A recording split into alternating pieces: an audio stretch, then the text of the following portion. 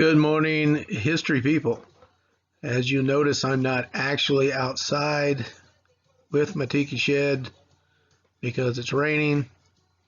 It's supposed to be sunny tomorrow, so hopefully that'll be better. I hope it's not raining on you guys today. Probably is. Anyway, today we're going to do a short video, shorter than usual, I hope. Let me explain what you're doing, though.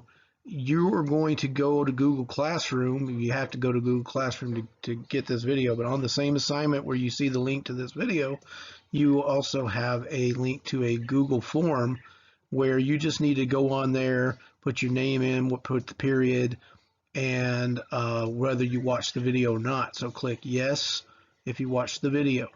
Okay, that's how you're checking in for today. And we're probably going to do that from now on Fridays. Mondays and Wednesdays you check in just by taking the reading quiz and watching the video. So this one you just got to click yes that you watched the video. All right. Okay. I didn't get any questions from you guys. I don't think. If I did, if I missed them, please let me know. I think the best way to send your questions about the videos would be through School Loop. Again, those are always for extra credit, so make sure if your grade is low that you're taking advantage of this. Please send me your questions through School Loop. I believe the Google Classroom comments, I go through them. I go through everything, and I don't know. Maybe I'm missing something, but I'll definitely have it in School Loop, and it won't go anywhere. So maybe do it that way. All right, let's get into the Clinton years. That is Slick Willie himself. That was his nickname, Slick Willie, because he was so slick. He could pretty much get himself out of any jams. He's kind of like Bugs Bunny. But he was the governor of Arkansas when I was still living in Mississippi. So I'd kind of heard about him, when I was in young high school, probably junior high, early high school, before we moved to California. He ran in 1992 against the incumbent. Remember, incumbent means you're already president, George H.W. Bush, Papa Bush, and an independent, what they call Reform Party candidate named H. Ross Perot. Who the heck is H. Ross Perot, and why is he on stage with these other two? Because that doesn't happen. Okay, you don't have a third guy up there during the general election debates. Once the Republicans have nominated their guy and the Democrats have nominated their guy or lady, then it's just those two up there going at it in the debates. But in 1992, you had a third guy, Ross Perot, of something called the Reform Party. How in the world did he get up there? Well, because the dude was a billionaire and he had a pretty big following. He was kind of like a non-communist Bernie Sanders, I guess you could say. He had a lot of he kind of presaged, as they say, the Trump populist movement. A lot of the same types of people who were so passionate about Donald Trump in 2016 were behind Ross Perot. They weren't very ideological. They were kind of, they had pretty much one thing on their mind, and that was jobs. Bringing jobs back to the United States. And the early 90s had begun that process of sending a lot of jobs out of the United States, especially over to China. And Ross Perot was a big opponent of that, and he was a big opponent of the negotiations for something called the North American Free Trade Agreement, NAFTA, as he goes. He talked like this, okay? This is how he talked. He's from Texas. You see, I'm from Texas, and my name's H. Ross Perot. Just call me Ross. That's how he talked. A little short little guy, but he was very, very wealthy and very, very had a lot of energy and had just kind of a way about him that some people took to. So that's why he's up there. He had a lot of influence, a lot of his polling numbers were pretty good, and it looked like he was for the first time in a very, very, very long time third-party candidate might be viable. And he absolutely hated George H.W. Bush. That's the thing that we've learned since that election cycle, was that his main problem, or his main reason for being in the race, was to screw over George H.W. Bush. He just disliked him tremendously. Much of it had to do with Bush's role in establishing normal relations with Vietnam. Ross Perot was a big POW, prisoner of war guy. He believed that there were still prisoners being held in Vietnam, American soldiers being held in Vietnam, and he felt that George H.W. Bush had done a lot to kind of betray that movement, and so that seems to be his main focus of getting in the race. Well, back to Bill Clinton, like you said, governor of Arkansas. Bill Clinton had basically 3 jobs in his life. Attorney General after he got out of college, Attorney General of Arkansas, Governor of Arkansas, and then President of the United States. He had a very effective campaign strategy, because there was a mild recession going on in 1992. Economists look back on it now, and they don't really believe that it really hits the technical definition of recession, but it was enough to. Well, here, let me back up.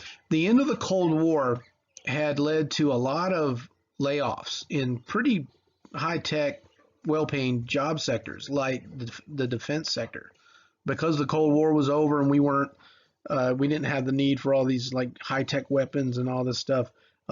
Places started shutting down, and I saw this firsthand. I used to work down at a plating shop on State Street in Ontario, over by the Sunkist plant there by the railroad tracks.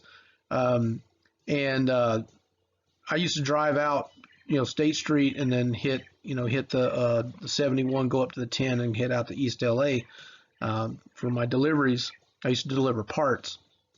And one of the, there's a bunch of these defense contractors there in the, right at the end of State Street where it hits the 71 over in Pomona. General Dynamics especially, and I just remember, this huge complex, and there was all these cars out there, and then all of a sudden, boom, they're gone. All the cars are gone, and then before you know it, there's weeds growing up in the parking lot. So a lot of people lost their jobs during this time because of the end of the Cold War, and so there was this kind of like mild little downturn in GDP. But like I said, economists have gone back and analyzed it, and it looks like it wasn't as bad a downturn as it was. But Clinton and his people just stuck to that message. They didn't waver from it. George H.W. Bush wanted to make the election about character. He wanted to make it about family values, and he wanted, all these things that he thought he was really strong on. And his way of dealing with Clinton, Clinton would just straight up, this is the worst economy. You get his thumb going. You see my thumb? I can't get to the camera. This is the worst economy in 800 years. Old people are eating their cats. So, I don't know if he said that, but he would get up there and he would make it sound like that we were in the Great Depression again. And there were enough people out there who were hurting. And they didn't like how kind of out of touch George H.W. Bush seemed to be. George H.W. Bush is a long time establishment guy, going back to right at the end of World War II. I mean, the guy had been involved in big business and government for so long that he really was kind of out of touch. I used to get kind of upset with people who said that, but I've kind of made my peace with that. The dude was actually pretty out. I mean, there was some stuff that people made up that was nonsense. Like he went to this grocery store and didn't know what the scanner was. When they scanned the barcode. That never happened. He went to a trade show and he just asked some question about how it worked, and they blew it up into some kind of oh, he doesn't even know what a grocery scanner does. But having said that. Yeah, the guy was pretty out of touch because he didn't really see how the economy was bad for some people, especially blue collar manufacturing jobs, and the Clinton people just stuck like bulldogs to that message. It's the economy, stupid. That's what they. It's got. There's no other issue that really people really give a darn about. Okay, that's what it's the economy, stupid means. So anyway, back to Ross Perot. He enters as an independent, uh, meaning he doesn't run for one of the two main party nominations.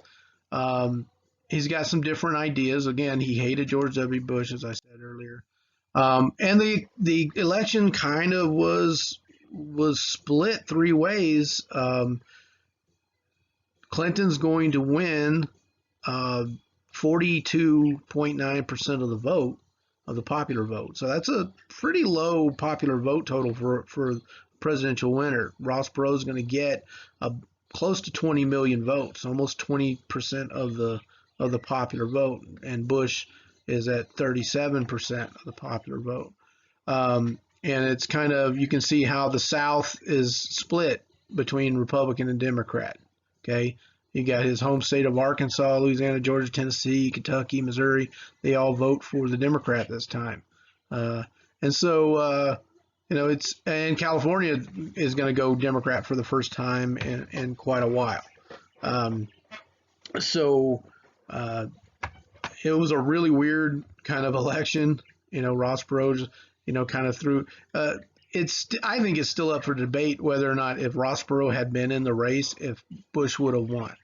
Okay, the conventional wisdom was that Bush would have won had Ross Perot not jumped in. I'm not 100% convinced of that. If you put a gun to my head and say guess, I would say yeah, he probably would have won without Perot in the, not because of the way the numbers play out, because you can do the polling thing, but because the way Ross Perot tailored his message, it basically played right into Bill Clinton's "It's the economy, stupid" message. Ross Perot's entire campaign was just about government spending, the deficit, the debt, trade deals. Very kind of like Trump-like in his messaging, and I think that turned everyone's attention to the economy, and that played right into Bill Clinton's hands. So that's why I think Ross Perot probably took the election away from George H.W. Bush.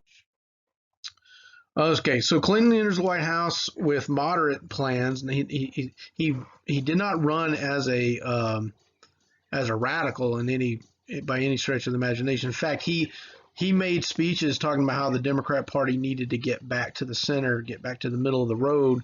He created something called I forget what it was called, the Democrat National Leadership, because he created like his own little group of Democrats that were supposed to be more moderate. But then he encounters the reality of Congress, which was controlled by his own party.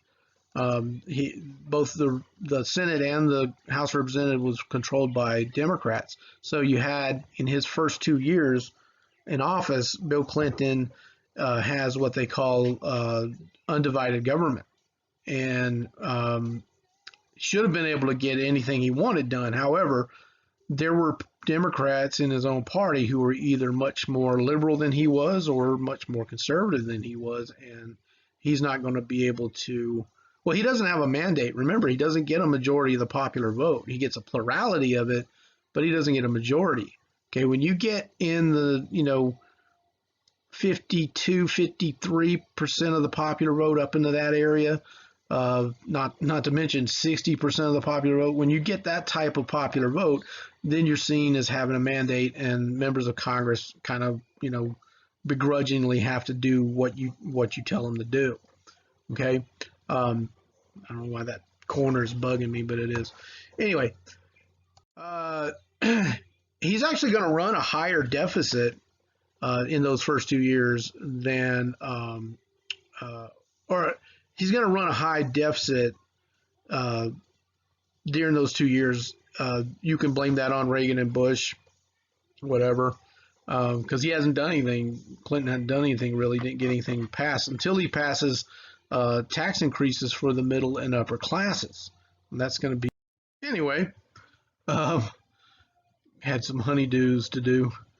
What was I saying? Oh yeah, just the fact that we passed this $1 trillion stimulus package back in '09 and it didn't really work. And one economist named Paul Krugman from the New York Times said, well, we should have done more, But hey, we just did more. I haven't checked in on Paul Krugman with this current stimulus, but boy, did we ever do more this time. So we'll see how that works out.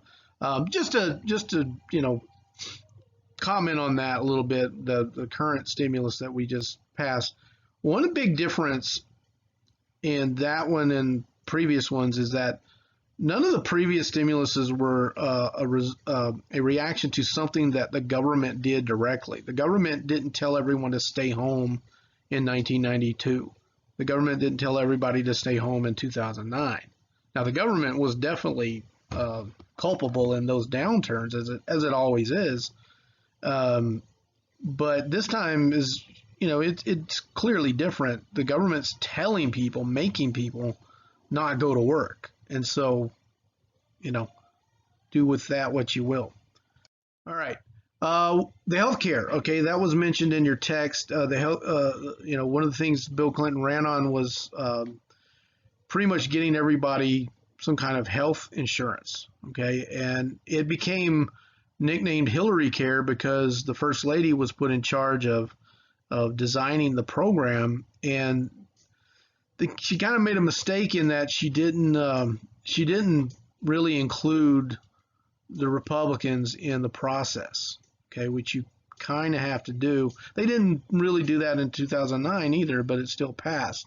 There were some shenanigans with that, but it was a party line. The Obamacare thing was a party line deal too, and that's what it was looking like. But unfortunately for the Clintons, they didn't have the kind of pull that Obama did. Evidently, a lot of Democrats opposed this health care plan that was put forward by the Clintons, so that's why it didn't pass. So the Republicans start to make their move with something called the Contract with America. It came up during the 1994 midterm elections. That's when the whole entire House of Representatives is up for re-election and about a third of the Senate. So Republicans win a majority in both houses, led by this cat here, Newt Gingrich. He was a congressman from Georgia. He's going to lead this effort, and he's going to become Speaker of the House of Representatives. Here's just a list of some of the things. Fiscal Responsibility Act, which was an attempt to create a balanced budget amendment to the Constitution. In other words, the Constitution would basically say you have to balance the budget, and various other things. Term limits were part of this. The president can only serve 2 terms, but members of the House and the Senate, they can get elected as many times as they want. The idea was to limit theirs as well. Some economic stuff, job stuff, helping old people out, Senior Citizens Fairness Act, stuff like that. And it caught on. It seemed to make sense to a lot of people. A lot of things they wanted to do. And the promise was not that they're going to get all of these things passed. The promise was they were going to get all of these things to the floor for a vote. And I think they did get all of them. There might have been 1 or 2 they didn't. But big ones like term limits didn't pass. The balanced budget amendment didn't pass. Okay. Disagreements over the federal budget leads to 2 government shutdowns in November 1995 and December 1995 through January 1996 for a total of 27 days. And of course, the media blames Newt Gingrich. That was the cover of Newsweek magazine, How the Gingrich Stole Christmas. Pretty clever. But it was, every government shutdown has it takes 2 to tango. Every government shutdown is the fault of both sides. And in this case, the media loves to, they love Bill Clinton and they absolutely adored him. So they put all the blame on Newt Gingrich, and he's an easy foil actually. The 96 election is going to be, again, Bill Clinton is the incumbent. He's going to run against a longtime Senator Bob Dole. Bob Dole is the old guard, World War II veteran, had been injured in World War II, been around forever. He talked like this: "I'm Bob Dole. Everybody knows Bob Dole. That's my peanut butter. That's Bob Dole's peanut butter. Everybody knows it." That's how he talked. So he's this kind of curmudgeonly old man. He was kind of funny, but he was still kind of like grumpy and cranky, and big contrast with Bill Clinton, who was very charming and funny, could basically talk in any. Bill Clinton was just as comfortable talking to a group of auto mechanics as he would be talking to economics professors or Hollywood stars or novelists. Bill Clinton could pretty much hold his own in any conversation. And Bob Dole didn't have that kind of thing. And again, Ross Perot was back for a second round, although he didn't have as much of an impact this time, but he still has an impact. And then the first balanced budget in 24 years. Okay, that's still kind of controversial. They used some tricks to get that accomplished, so we don't know exactly, but it was close enough, I guess, for government work. What that means is the government brought in as much tax dollars as they spent, okay, which is not something we do anymore and haven't for a long time. But it was a bipartisan thing. It was, this would not have happened if the Republicans hadn't taken over the House and Senate.